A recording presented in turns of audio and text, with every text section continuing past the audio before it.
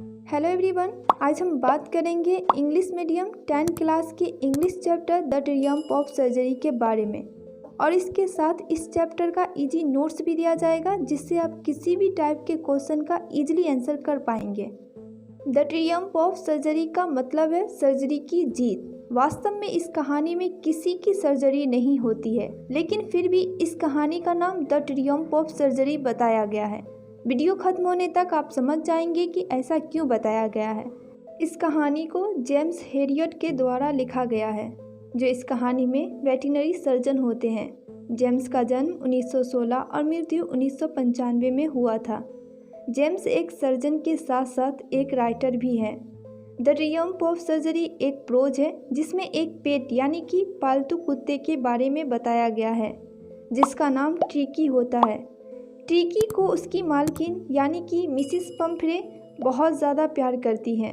Mrs Pomfrey tricky को अपने बच्चों से बढ़कर प्यार करती है और उसकी हर ज़रूरतों का ख्याल रखती है। मिसिस पंफ्रे एक रिच वोमेन है जो कि अपना सारा लाड प्यार ट्रिकी पर बरसाती है। मिसिस पंफ्रे ट्रिकी से इतना ज़्यादा प्यार करती है कि पूरे दिन कुछ न कुछ खाने को देती रहती है। राइटर ट्रिकी का डॉक्टर है और उन्हें हमेशा ट्रिकी की हेल्थ की परवाह होती है, क्योंकि मिसिस पंफ्रे ट्रिकी को इतना ज़्यादा खाना देती है कि वह खा खा कर मोटा और आलसी हो चुका होता है। इतना ज़्यादा मोटा हो चुका होता है कि जब वह चलता है तो उसका पेट ज़मीन से टच होता है। मिसिस पंफ्रे अपने कुत्ते ट्रिकी के लिए एक मेड भी रखी है, जो कि अब कुछ दिनों से छुट्टी पर है क्योंकि उसके कमर में दर्द था। एक दिन जब मिसिस पंफ्रे अपने कुत्ते ट्रिकी के साथ वॉक करने के लिए निकलती है, तो रास्ते में राइटर यानी कि ट्रिकी के डॉक्टर से मिलती है, जो पहले ही ट्रिकी के खाने पर कंट्रोल करने के लिए कह चुका होता है। राइटर ट्रिकी को इतना मोटा देखकर समझ जाता है कि ज़रूर मिसिस पंफ्रे उनकी बातों पर ध्यान नहीं दे रही है। राइटर ने ट्रिकी के खाने पर कंट्रोल करने के लिए कहा था, पर ट्रिकी को देखकर राइटर को नहीं लगता कि मिसेस पंफ्रे ऐसा कर रही हैं। जब राइटर मिसेस पंफ्रे से पूछते हैं तो मिसेस पंफ्रे अपनी गलती का एहसास करते हुए कहती है कि डॉक्टर, मुझे लगा कि ट्रिकी कमज़ोर होता जा रहा है, इसलिए मैंने इसे थोड़ा एक्स्ट्रा भोजन, थोड़ा सा वाइन, विटामिन ए और डी के लिए कोल्ड लिवर ऑयल और एक बाउल हॉर्लिक्स रात के टाइम बस इतना ही देती हूँ।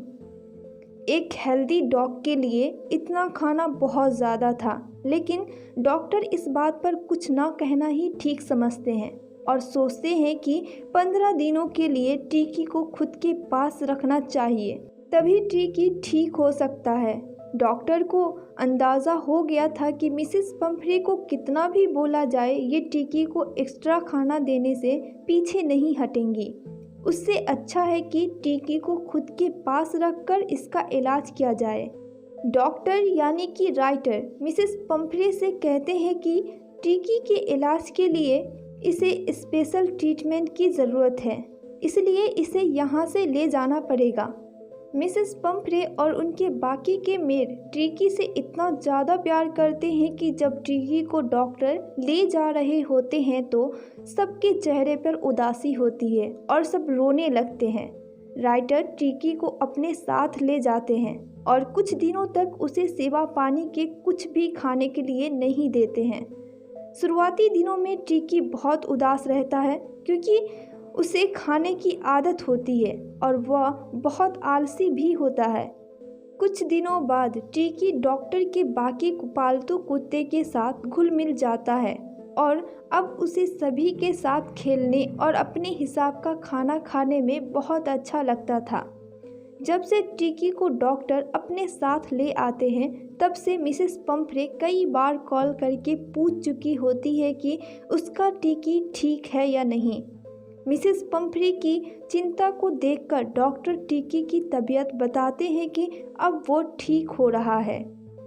ऐसा जानने के बाद मिसेस पंफ्रे ट्रिकी के लिए फिर से बहुत ज़्यादा खाना भेजने लगती है, ताकि उसका ट्रिकी जल्द से जल्द ठीक हो सके। लेकिन डॉक्टर वह खाना ट्रिकी को न देकर खुद खा लिया करते थे, क्योंकि उन्हें पता था कि इस तरह का खाना ट्रिकी के लिए ठीक नहीं है। 15 दिन पूरे होने के बाद अब ट्रिकी पूरी तरह से ठीक हो चुका था। उसका मोटापा अब कम हो चुका था। अब वह इजीली छलांग लगा लेता था। इतना ज़्यादा फिट हो चुका था। अब ट्रिकी बिल्कुल ठीक हो चुका था।